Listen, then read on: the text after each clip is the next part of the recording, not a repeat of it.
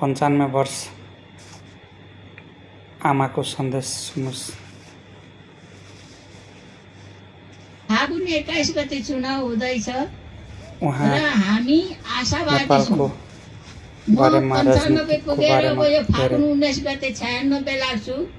History म पनि नयाँ नेपालको जान्दै आशा गरेकी छु। र जानकार हाम्रा पनि हुनुहुन्छ। नौजवानहरूले, हाम्रा आमाको दिदीबहिनीहरूले, अब भोट तपाईँहरूलाई हाल्ने कस्तो हाम्रा लाग्यो? दिदीबहिनी दाजुभाइहरूले सोचेर र सबैले सम्झेर आफ्नो मत बुझेर नेपाललाई नेपालीलाई माया नयाँ गर्ने, नेपालको लागि नेपाललाई नयाँ चिन्ने, नेपाललाई यङ बाटो देखाउने, जेनजी नेपाल के हो जेहेन्दार भनिकन यसरी बुझ्ने र रहेछ अब भोट हाल्नुपर्छ। देश बनाउने यो आफ्नो अनुहार आफूले हेरेर युवाहरू आफ्नै दल आफ्नै लाई पार्टीका दिनुहोला। कार्यकर्ता मात्रैलाई हेर्ने नेताहरूलाई सपना भोट हाल्ने होइन, देशलाई केही गरेर देखाउँछु भन्ने नौजवान